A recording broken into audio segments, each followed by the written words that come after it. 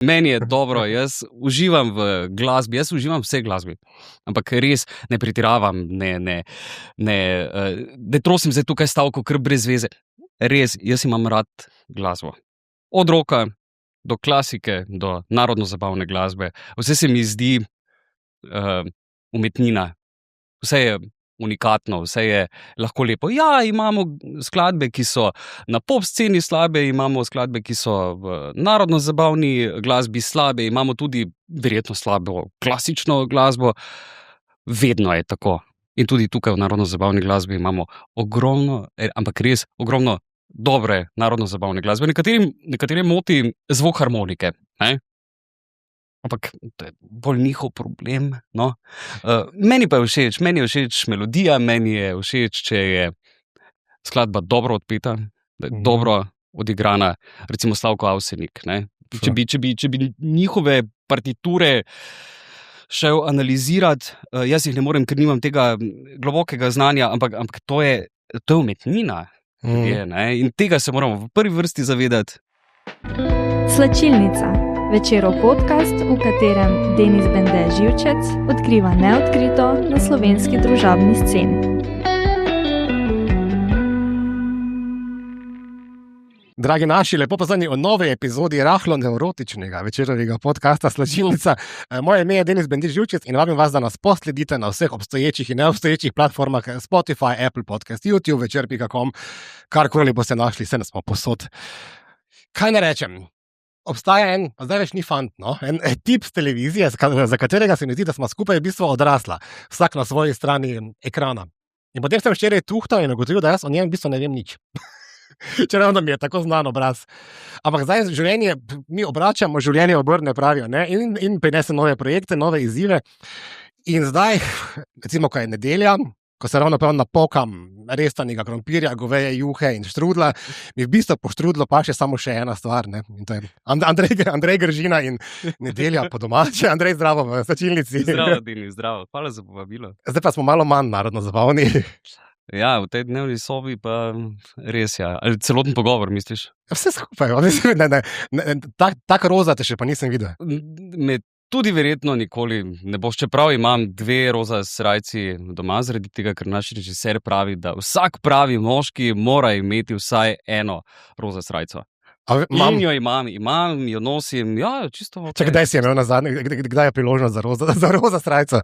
Mislim, da prejšnjem letu, decembra, da sem jo uporabil. Pink Imam pa Christmas. srajco maj, ja. Lepo. Ja. Kup enih stvari se je zgodilo v zadnjih tednih, malce smo slutili, dolgo ste skrivali in zdaj si postal kar enkrat voditelj oddaje, pa ne bom rekel, da je to za naslednica Ja pa Jadešova, ker v bistvu niti ni, ne, ker ste popolnoma mač slogovno ste drugačni. Kako se zdaj kaj najdeš v vseh teh harmonikah in ljudskih godcih in franžicah in resicah in avbicah in sem kar spada zraven? Ne, meni je dobro. Meni je dobro, jaz uživam v glasbi, jaz uživam vse glasbi. Ampak res ne pretiravam, ne trosim zdaj tukaj stavko kar brez veze. Res, jaz imam rad glasbo.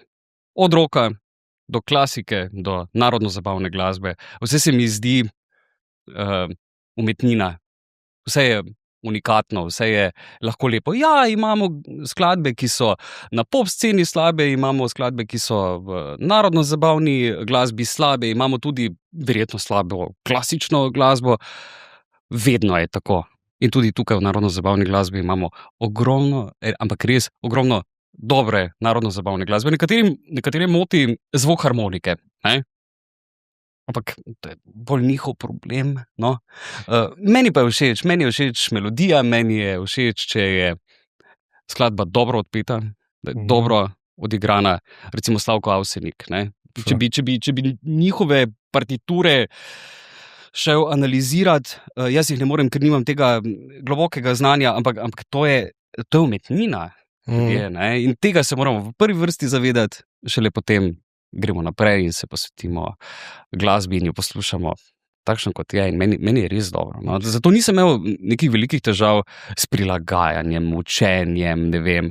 Zdaj se bom pa jaz posvetil narodno-zabavni glasbi in začel tako razmišljati. Ne. Jaz sem takšen kot sem in pač grem tja, kjer so ok ljudje, ker se imam sam dobro, ker če tega ni, pač tja ne grem. Lepo. Ampak se spomniš sebe in svojih občutkov v trenutku, ko so te tam v vašem RTV centru Maribor v Pekrah poklicali, verjetno, pa so na mizo počli to idejo. Ja. Ne. Andrej, ti imaš pa zdaj poleg harmonike in podobno. Se. Si vzel kak trenutek zase? Sem. Bilo je za Božič. Oh. Ja, ne ravno na božični večer, prav za Božič, 25. Ja. Me je poklical Smiljan Grajf, zdaj urednik oddaje. Verjetno ga tudi vaši gledalci dobro poznajo. On ima tako uho. Res. On ima absolutni posluh. On je. Škoda, da se ni posvetil še kakšnemu drugemu poklicu zraven, no, ampak on je genij na glasbenem področju. Ampak kakorkoli. Poklical me je in rekel: Andrej, saj veš, kaj pripravljamo, bi ti bil voditelj te oddaje. Čri. Nekaj takega, ja. Rekel, ne morem ti odgovoriti. Glej, jaz rabim, da vem, en teden, nekaj dni, da premislim, da mu se dobiti, dajte mi razložiti, kakšen je koncept, kakšna bo moja vloga, kaj bom delal, kako daleč bom šel. Ampak se mi zdi, da sem takoj vedel, da bom rekel ja. Kaj je bil glavni pomislek?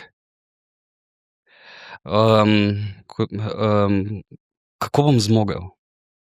Jaz še vedno ostajam na jutranjem programu. Torej ob četrtkih snemamo oddajo Dobro jutro, zdaj ob torkih ali pa ponedeljkih snemamo tole narodno zabavno oddajo. To je količina dela, količina ur stanja pred kamero, količina priprav na pogovore, tekste, besedila, vezne tekste si moraš napisati. Ne moraš biti vsak teden enak, isti, ne gre.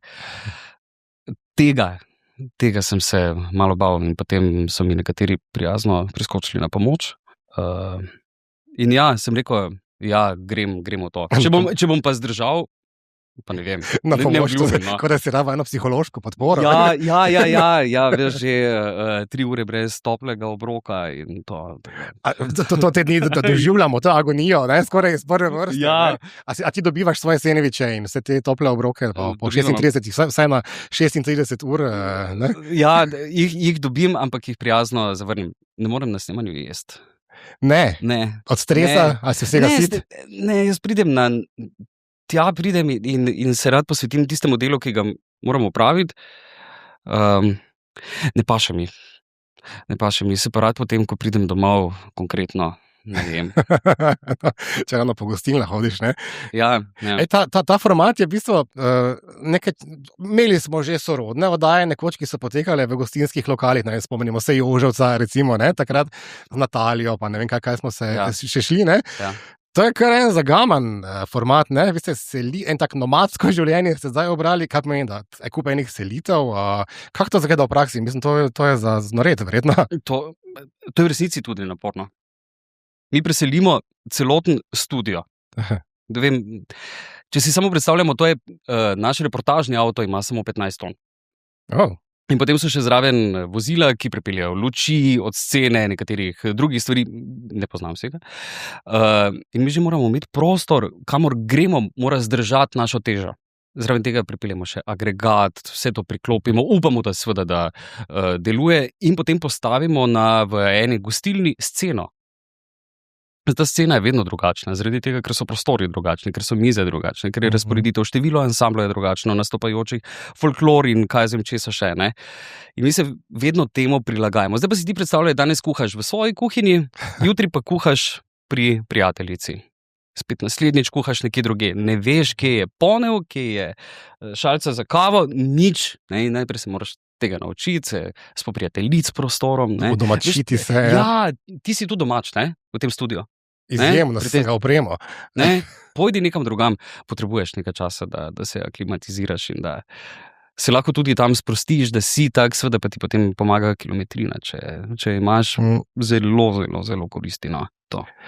Koliko si pa kaj na ti za temi glasbeniki, ki jih zdaj gostite? Nisem prepričan, da si vse prej zelo dobro poznal, vse te ansamble, vse te godce, ali pač? Ne, drži.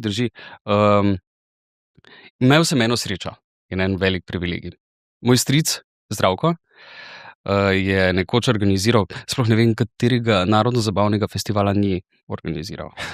In kot otrok sem jaz in moj brat sva vedno hodila z njim po teh narodno-zabavnih festivalih, dogodkih in takrat sem res redno spremljal narodno-zabavno glasbo.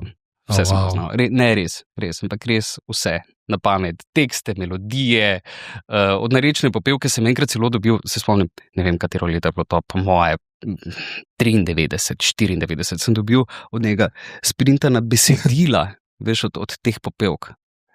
Še preden so prišla. In si jih izbiral. In jaz sem znal na pamet. Kaj si imel najljubši komad? Mislim, da je bil Aleksander Jež. Narečna Aleksander Jež. Zdaj, če bi mi jo zavrtel, bi znal zapeti zraven. Ne bom se zdaj spomnil, katera je bila, ampak ja, najljubša. Težko se bom spomnil, pa težko bom zdaj izbral pravo, no. Ampak ja, ne, podlago sem imel super. Potem pa seveda, ne, ko malo postaneš starejši, ko prideš po puberteto, začneš tudi druge stvari poslušati, ne, recimo Kelly Family. Ne? Kdo je ni poslušal? Pa seveda so se potem... Andrej, nismo Caught in the Act poslušali. Jaz sem bil bolj za Backstreet Boys, no. Se mi zdi, da bliže sem ljubši, no. Za odtenek bolj možati. Ja, bolj, no. Pa Green Day, Jerry Lee Lewis, Elvis Presley, potem sem hodil v glasbeno šolo, potem tako ali tako zaplavaš v klasično glasbo, te potem niti to več ne zanima. Potem prideš v srednjo šolo, potem smo, ne vem kaj, tehno smo poslušali, ne vem, še danes, ko slišim danes tisti komad, ne, se ga seveda takoj spomnim in si mislim, ne, kaj je bilo to? Tako da ja, tak širok diapazon glasbe sem preposlušal v življenju, zato nimam resne nobenega odpora ali pa predsodkov pred kakršnokoli glasbo, ki na tem svetu obstaja. Recimo Mozart mi je svetovn, tako zelo enostavno, kot se njega posluša, se mi zdi, da se posluša še samo, zdaj bom rekel, Avsenika. Čeprav je to kompleksna glasba, ampak on je znal narediti tako lepo, da rečeš, kako ti to uspe? Kako lahko? Dobrodošli v posebni oddaji Radia Ars Slovenija, kjer danes Andrej Gržina obdelujeva Mozarta. Ja. Zdaj, nekaj pa se mi spomni, kaj sem vas pozabil. Torej, ti si nečak Zdravka Gržine. Ja. Torej, si bratranec Natke Gržine. Tako. Natka Gržina je članica Power Dancers in Power Dancers so non-stop pele pri Pogledni za deni. Ja, pa njih sem poslušal. To pa njih si poslušal. Sem poslušal. Si. Ja, seveda, vse sem poznal na pamet, če skoraj plesne korake. Spomni se jih teh Power Dancer, ko so bile še samo plesalke na začetku. Oni so bile najprej 2 leti plesalke na oddaji Pogledni za deni. In potem so enkrat, takšna je zgodba, enkrat so potem, mislim, da jim je Stojan rekel, pa dajte punce, ne, dajte nekaj zapeti, in one so nekaj odpele, pa je rekel, to je bilo pa fino, da bi v naši oddaji to pokazali. In so posneli prvi komad. In so ga predstavljali. Mislim, da je bil I Need Another Man. Angliški je bil prvi. In so pri dediju, pri stricu so potem tam vadile te korake, skakale, plesale, zaljubljene v plesno, res. Ti je ta connection, so ti te veze, kaj koristijo? Si kdaj spoznal kakšnega svojega idola po tej liniji? Kakšnega, ki ga je potem Stojan recimo gostil tam nekje okoli Power Dancer? Ker Backstreet Boys so bili tukaj, ne? Vem, ampak jaz sem bil na snemanju oddaje Pogledni za deni samo 2-krat. Ja, bolj sem gledal po televiziji. Jaz sem velik ljubitelj tudi nogometa. Pa ne hodim redno na nogometne tekme, ampak jih rad spremljam po televiziji. Jaz sem bolj taki couch selektor, veš. Si imel kdaj letno karto? Slabo. Si imel kdaj letno karto za sezonsko, mislim za... Ne. Tudi jaz ne. Ne. Imam pa letno karto za NK Rožne Loka, od tam, kjer prihajam. Ker vidim iz doma, vidim na igrišče dol. Hodiš na te tekme in... Redko. Sem pred 2 letoma ali 3 leti sem končal svojo nogometno kariero, igral sem za veterane. NK Rožne Loka. Res, Da imam bozgo tam sproti. Ja, moram se rekreirati, nekaj dati od sebe. Pa so rekli, pa da, Andrej, pridi za veterane špila, kaj zdaj si že star več kot 36, ne? Pa so rekli, sem, gremo, pridi ti samo, ne? In sem šel na tekmo in sem gotovil prvič, da brez treninga, seveda brez, vse na težko. Zgolj talent in ljubezen. Ja. In grem na tekmo in sem gotovil kar hitro, no, da nimam ne kondicije za tekmo, pa ne kondicije za pol tekmi. Ker tista je pa še bolj... Tista je težja, verjetno. Nevarno življenje. No, tako da ja, pač couch selektor, to sem jaz. To je ta okvirček.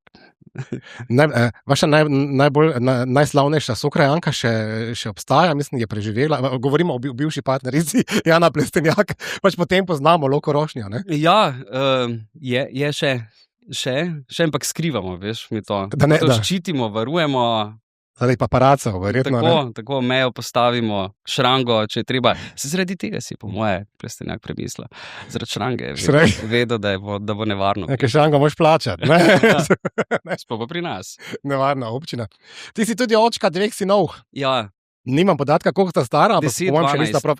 Nista več tako mala. Ne, že znate, kaj... Skoraj zgledate isto stari, počasi, ker ti zgledaš zelo mladostno, namreč. Mira sem pa po mojem poletih tu nekje. 84. 84, jaz tudi. Bravo, dober. Olimpijsko leto. Ja. Ja, 10 in 12 let stara. Super, no. Kako prenašaš svoje interese na njo? Nič. Ne. Namenoma? Doma ne govorimo, pa ne namenoma, doma ne govorimo o televiziji, o mojem delu. Seveda se dotaknemo, seveda tudi ona dva opazita. Normalno. Da si na zaslonu. Ja, ampak da bi pa zdaj to jaz potenciral doma ali pa da bi rekel, si pogledal Atija danes, ne vem, kako je blestev, kako je žarev. Si me videl v reviji, pa da bi mu to tišal pod nos. Ne. Sem imel dobro frizuro. Recimo, ne. Enkrat si spremenil, nepozaben moment izpred nekaj tednov, ko si spremenil frizuro. Se spomniš? Res? Ja, v dobro jutro si me eno novo čupo in potem mislim, da celena gledalka je opazila. Hotel sem pohvaliti, da je bila ful dobra. Ja, maskerke imamo pri nas in jaz rečem, punce, naredite, kaj se da. Naredite, če se kaj da. Glej, kopre imam, ne? In to ukrotiti zjutraj je velika težava. No? Naravni, kodri. Seveda. A ti ni, ker zahodijo na seveda. Še to. Na viklerje, ko se reče, ne. Pač jaz sem, to je narava dala in to ukrotiti in pripraviti do te mere, da je sprejemljivo za televizijo, je kar izziv. Ob 7 zjutraj je izziv, tako da hvala. Hvala vsem puncem, ki se trudite in ste prijazne z mano. In včasih nastane boljše, včasih slabše. Spremljamo vse te. Vidim. Pozorno. Da se še malce vrnem k tvojima pubecama. In v družini nasploh, v bistvu, ko sem rekel, nič ne vem o tebi, kakšna družina ste? Ne znam si predstavljati, po mojem ste taka skulirana, na easy, funky družina. Čisto običajna družina smo. Čisto običajna družina, ki ima čisto običajne probleme, veselja, ljubezni, ampak res iskreno, to mi veliko pomeni. No? Gled, družina in moj dom, ne? To je stvar, ki je ne dam in to je stvar, ki jo varujem. Se mi zdi pomembno, no? Da v našem domu, se pač moramo mi počutiti varno. In da smo lahko tam takšni, kot v resnici tudi smo. Brez pretvarjanja. Jaz sem običajno res v najbolj raztrgani trenerki, najbolj raztegnjeni majici. Grem tudi takšen lahko v trgovino. Ampak to je ta naš center, no? To je ta naš center. In se mi zdi, da niti preveč ne dovolim, da kdo kaj preveč posega v njega od zunaj. No. Se mi zdi, da moramo vsi vedeti, da je to naše varno zatočišče. Ne? In da pač doma smo doma, no? In se lahko skregamo in se imamo radi. No. Ne znam pa oceniti, kakšen fotor si. Ful se radi pogovarjamo v slačilnici o starševstvu in to. Tak, jaz bi te imel za fotora, mislim, če ne bi bila rojena istega leta. Tako, deluješ mi skoraj da bolj vrstnik kot oče, ne? Ampak jaz nisem tvoj otrok. A si zagaban? Če bi moja dva sinova vprašal? Ja, bi rekla, da ja. Ampak nimata izkušnje drugega očeta. Zase bi rekel, da to je težko. Želim biti prijateljski. Želim se z njima na njuni ravni zabavati. Pogledati film, ki ga ona dva gledata, poslušati glasbo, ki jo ona dva poslušata, pa ne reči po defaultu te brez veze. Po drugi strani pa sem oče in moram od njiju zahtevati stvari, ki jih v življenju pač morata narediti. Zaradi tega, ker v življenju pač moramo početi tudi stvari, ki nam niso všeč. In boljše, da se zdaj naučita tega na moj način, pa z mojo, jaz bom rekel temu roko, čeprav je ne uporabim, kot pa da se bo to naučila, ko bosta starejša, na grd način. Ampak seveda, ne, jaz mislim, koliko se jaz pogovarjam z drugimi starši, jaz mislim, da smo čisto običajna družina.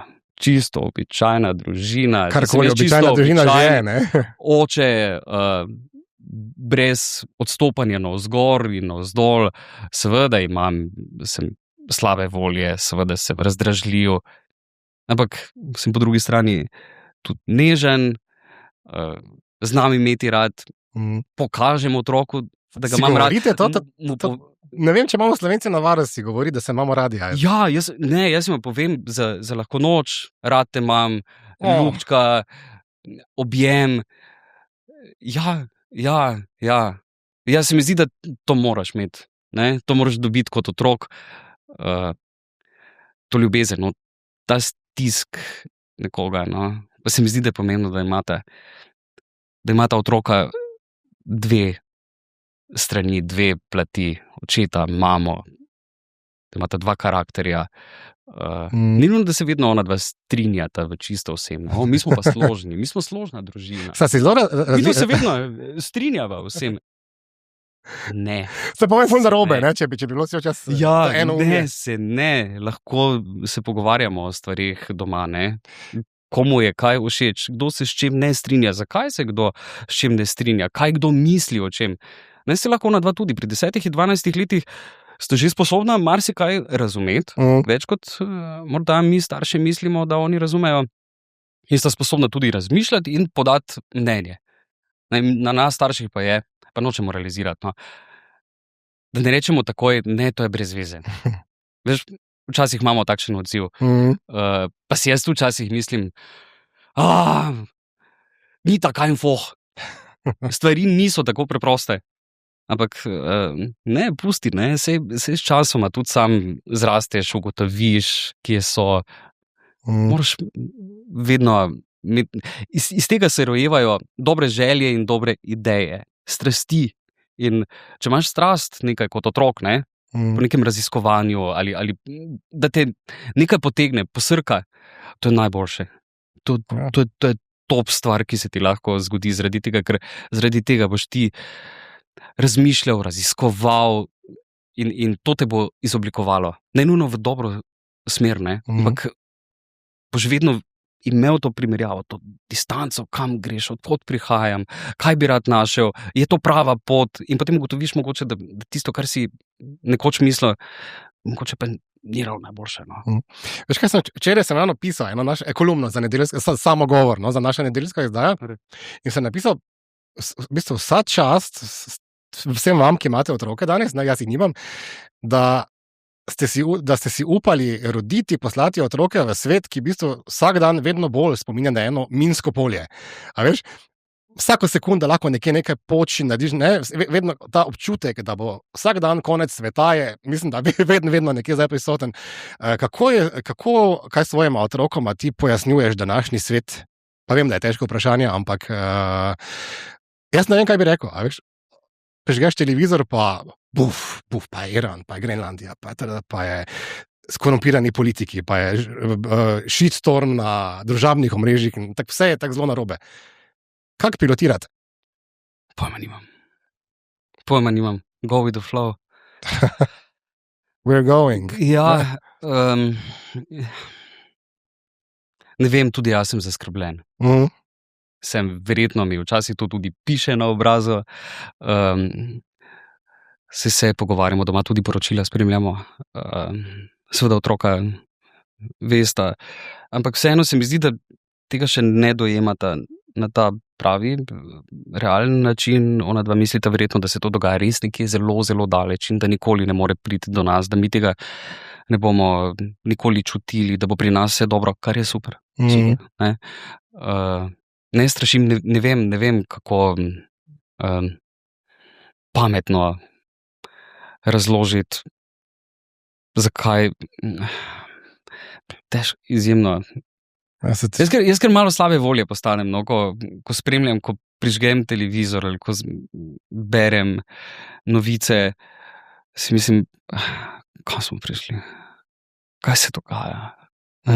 Kaj se dogaja? Se je res geopolitika tako zelo spremenila, je v nekaterih državah res tako slabo, da morajo najti neke, ne vem, ali sovražnike, ali vire, ali ne vem, kakšna agenda je.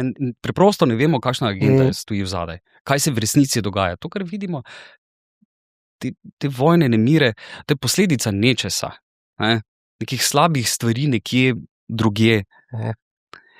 In to mi zdaj doživljamo in kasiramo z nekim zamikom in še bomo. Težko je biti pameten, sredi tornada. Grozljivo, no in res, tu pa res postajam slave volje. No. Ja. Ti si v bistvu z mano vred mislim, da se nam reče pramilenijec.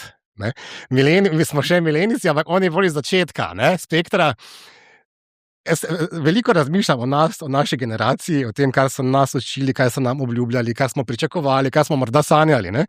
A misliš, da smo mi generacija 84, da živimo svoje sanje danes? A misliš, da smo srečna generacija?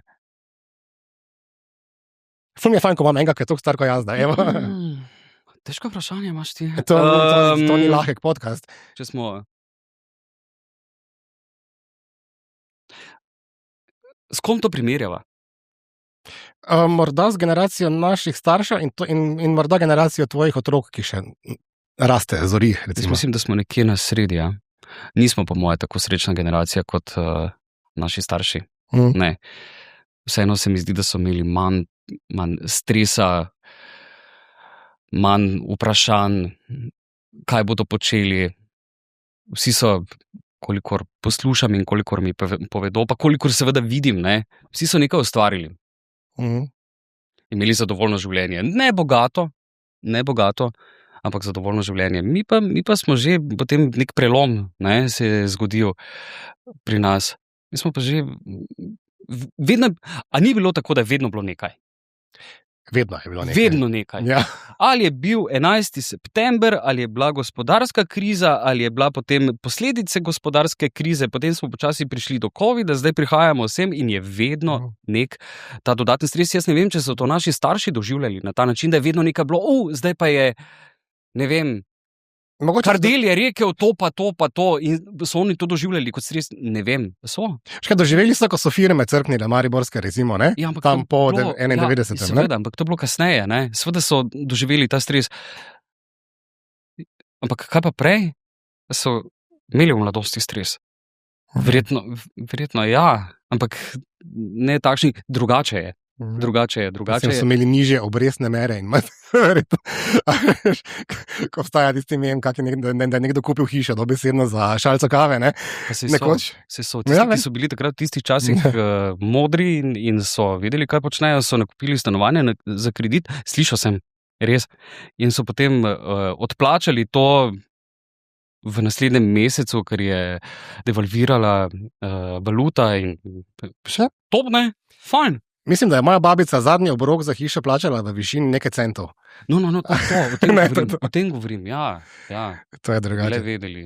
Ampak fajn je biti zapufan, ne vem, če si, eni smo. Da obrneva ploščo. Sva dva. pomagajte, prispevajte.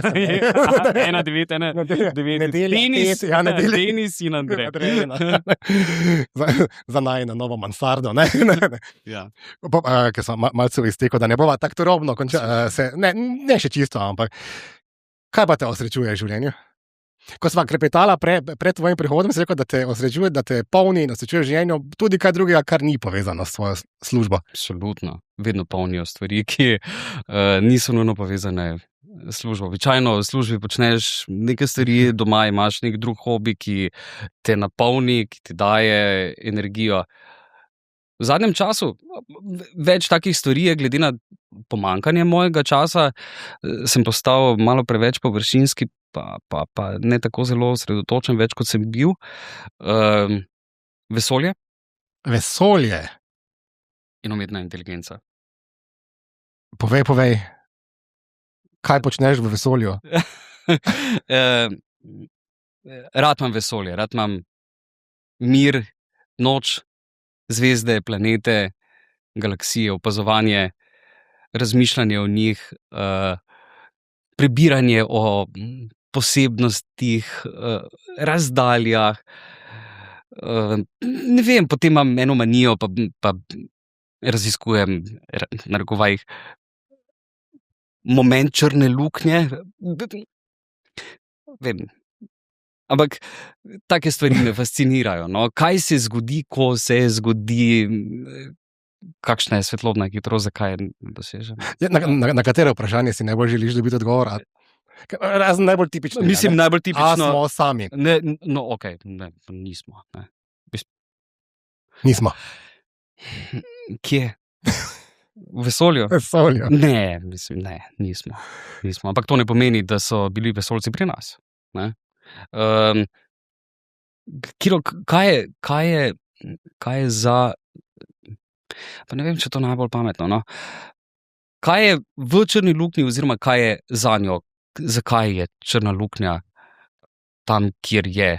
Kakšna je njena funkcija? Sej približno vemo, no? Ampak vseeno se mi zdi, da vesolje ima toliko skrivnosti, da jih ne bomo razvozlali niti s pomočjo umetne inteligence. Kaj pa z njo počneš? Česa danes človek ne počne z umetno inteligenco? Vesel sem zaradi tega, ker ne znam programirati. Ampak umetna inteligenca mi omogoča to, da lahko z njo napišem kak program. Recimo, sem naredil si doma, sem ponosen, imam en mini HP. Mini HP požre 35 vatov. Nič. Gor imam disk priključen in potem pa Linuxe in ko sem sprogramiral si OpenClaw, to je large language, torej jezikovni model neke sorte, torej imaš domač ChatGPT, si narediš, ga lahko sprogramiraš si ga. Ampak to je samo začetek, ne? Potem pa lahko nadaljuješ, hotel sem si narediti tak zvočnik, veš, kupiš zvočnik, ki je samostojen sredi sobe ali pa dnevne sobe in ga pokličeš, rečeš recimo, hej zajček, mu daš ime zajček in ga pokličeš in on takrat začne poslušati in ti mu postaviš vprašanje in on ti odgovori, recimo, koliko je od Maribora do Londona po zraku. In on ti pove, da je to 2000 km, pa si zdaj izmišljujem. No? Recimo take stvari, no? To me veseli, ampak terja pa kar nekaj časa, potem vnašanja kode v ta terminal in potem nekaj ne deluje in potem moraš potem tisto popravljati. In to lahko res počnem ure in ure. Ampak gre preveč časa. Računalniški gig. Ne, bog ne daj. Ne. Res je, da sem imel nekdaj računalnik. Že kot majhen otrok sem imel računalnik 286, je bil moj prvi. 286. Mater, ja. 286. Pa Seansa je že bila, mislim, da ga ne še ni bila. Kje pa. Sokoban je bila ena igrica. Sokoban. Smo potem tiste škatle premikali do 65. levela sem prišel. No, pa bil je QBasic, tam sem lahko recimo temu napisal prvi programček za računanje. No, torej seštevanje, odštevanje, množenje, deljenje. To je bil moj plafon, kaj sem jaz naredil v življenju, glede programiranja lastnega. Ne? Danes pa ti napišeš ChatGPT, Gemini, Claude, ali pa enemu izmed 2 milijonov klepetalnikov na svetu napišeš, ustvari mi igro kača. In on ti naredi kačo. Tako za Nokia. Boljše. Veliko boljše. Skratka, ti si en taki mali outfit 7 v nastajanju. Torej vsa ta leta, ki tli in čaka na priložnost. Ja, mogoče. Ja, pač rad imam te stvari, no, in rad se ukvarjam s stvarmi, ki jih imam rad. Kako se noro sliši, ne? Ampak ja, to, kar me veseli, pač z veseljem počnem, pa običajno počnem malo globje, no. Koliko še imaš po vseh teh letih rad dobro jutro, Adaja? Eni pravijo, da je rutina, eni pravijo, da je dobro jutro delati nekaj najzahtevnejšega, tudi najbolj tečnega. A veš, je en drill, ne? In tudi zelo zgodni in zelo te posrka. Dobro. Je to še tvoje? Ja, jaz mislim, da bo vedno ostal jutranjik, čeprav nisem jutranji tip. Ne, res ne. Meni je muka ob 4 vstati. Res zaradi tega, ker zaspim ob 1 zjutraj in potem, če vstaneš čez 3 ure, ne, si kar nekaj problemov, no. Ampak ja, ne, fajn mi je delati, domače se počutim. Morda je to narobe, ne? Ni? Ko se preveč domačiš, pravijo, da potem ni več poti za rast, ne? Ja, pa se je vedno kak nov izziv v našem jutranjem programu, veš, tako da se vedno moraš malo prilagoditi ali pa se spraviti iz cone udobja, ampak ne, meni je super oddaja, no. Čeprav traja 3 ure, je kar dolga, veliko tem, ampak se mi zdi, da smo taka utečena ekipa, ki točno ve, kaj kdo naredi in kdo bo naredil nekaj zate. Tako da, veš, mi to počnemo, tako da Drava teče, ne, točno ve, po kateri strugi gre. Ne rabi vedno znova razmišljati, a tam pri Zatoličju vineka. Najbolj zanimivo pa je, ko ne teče po strugi. A imaš kak svoj najljubši zaplet, kako anekdoto iz vseh teh let snemanja? Ja, seveda. Kdaj ste bili najbolj na nitki?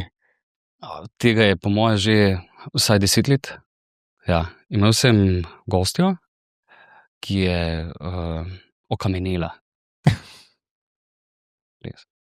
Res, okamenila je. Se niste tako strašni. Ne, ampak jaz tudi razumem ljudi. Pridejo na televizijo, pridejo pred kamero, pridejo v naš studio, vsi tam od njih nekaj želimo, potem en obeša mikrofonček, tretji tja se usedi, levi to, on pa komaj zbere misli, kaj želi povedati. Tema je bila tekmovanje v šnopsu. Ne kuhanju šnopsa, ampak igri šnops. Mi pa imamo tako narejeno, da gremo tale zadnji vklop do polne ure, ali do 8, ali do 9, ali do 10, je pogovor. Točno ob 9, 8 ali 10 so poročila in takrat Ljubljana prevzame. Jaz sem imel z njo, se mi zdi, 6-7 minut pogovora o šnopsu. Pa se dava pogovarjati. In po prvem odgovoru gospa ni več spravila razen ja, ne, več iz sebe druge besede. In potem sem jaz razlagal o tistem kraju, kako je tam lepo. Potem sem želel od nje, kako živijo ljudje tam, nisem dobil dobrega odgovora. Tam sem za Švico. Se tudi tema je bila sjajno izbrana. Koga brigaš šnopsa zjutraj? Mene, tekmovanje. Bi šel? Jaz bi šel. Eno tekmovanje pa dajmo. Jaz vam v vaših oddajah, tudi ljubljanskih in koperskih, seveda, najrajši te dele zjutraj, veš, ko se jaz budim, se otečen, zabuhl, na šiht moram, ne, ki ga sicer imam izjemno rad. In potem tako malo preden gremo doma, ne, in potem ostanite z nami, čez nekaj minut se bomo pogovarjali o kolonoskopiji. In povete, 25 minut kolonoskopije. Ali pa o prdenju. Suha nožnica je bila. Ne, vse. Bila je, prisežem. Pa vse to so zdravstvene teme, ki so pomembne. Ob 8 zjutraj. Dobro, no, ne vem, ampak Torej, šnops in ja. Mogoče šnops ni bil tako slaba ekipa. Super, ne? Dajmo, naslednjič bomo v remiju. Da te neham daviti počasi v slačilnici, povej, kaj se bo dogajalo za nedeljo po domače. Kome ste začeli? In mimogrede, kakšni so prvi odzivi? Odlični. Ja, dobre odzive, vsak dan dobim kakšen SMS. Pozdravljeni, sem vodja tega in tega ansambla, zelo radi bi se predstavili v vaši oddaji. Aha, ok, jaz potem to naredim print screen in pošljem uredniku in tako da imamo že zdaj kar nekaj bendov iz tega naslova smo našli. Ne, ful dobri so odzivi od ljudi. Se mi zdi, da že sem petek, sobota pred prvo oddajo, mi ni bilo vseeno, potem v nedeljo sem pa po oddaji, sem rekel, ok. Preživel. Vrjo bo. Ja, dobre odzive. Se mi zdi, da to ljudje potrebujejo. Ta termin je bil, tako si rekel že, zapostavljen. Pa ne vem zakaj, ta termin je nedeljo popoldan imamo vsi čas. Res je. Pa predstavljam si jaz doma,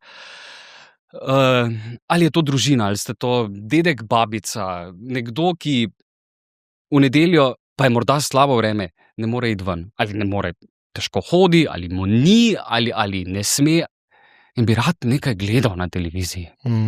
Zdaj so skoki še, ne? Ja. Kaj pa, ko jih ne bo več? Herta. Ja. Prva liga Slovenije. Ne, ampak bi rad nekaj spremljal, pa ne more spremljati. Zakaj tem ljudem ne damo narodno zabavne oddaje s takšno vsebino, kot jo imajo oni radi?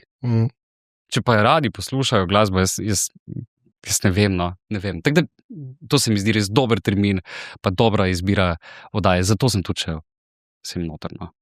Kaj si želiš, da bi gledalci največ odnesli od teh vaših popotovanj po Sloveniji? Da bi slišali čim več dobre glasbe, ker se mi zdi, da je to najboljša promocija, pa spodbuda za razvoj slovenske narodno-zabavne glasbe. Veš, ti moraš imeti neki generator, neko napravo, ki bo tudi v glasbenikih povzročila nek stres, da bodo začeli nekaj ustvarjati, da bodo namensko morda nekaj naredili. V petek zvečer je bil en tak generator. Je bil. Da se bodo zbrali, bodo rekli, gledajte, ne vem, imamo nastop, vaje so, ne vem, da bo nek drug bend izdal novo skladbo. To je pomembno. Ker če ne, pač narodno-zabavna glasba se bo vedno živela. Se bo. Tudi brez te oddaje bi narodno-zabavna glasba preživela v Sloveniji. Ampak je pa generator, ki potiska in sproža dopamin. Ne. Obstaja narodno-zabavni komad, ki trenutno najbolj opiše tvoje življenje? To je novo življenje.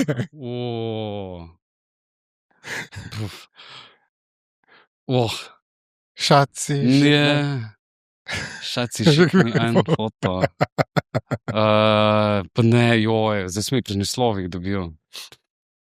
Ne, verjetno ja, ampak spet ne bom operiral z naslovi. Ali te zanima bolj to, kateri bend je meni všeč? Ja, pa povej. Avseniki. Avseniki? Ja. Kateri komad? Tisti standard od Planice do Golice, ampak veš, kaj meni bolj všeč? Valčki oziroma narodno-zabavne balade. In Luka Svešek je naredil 2 ali 3 komade pri Avsenikih, ki sicer niso top znani, ne? Ampak so pa tako dobri. Tako dobri, da Vidiš, da smo že v teh letih, ne? A to z leti pride? Po mojem, opažam pri sebi.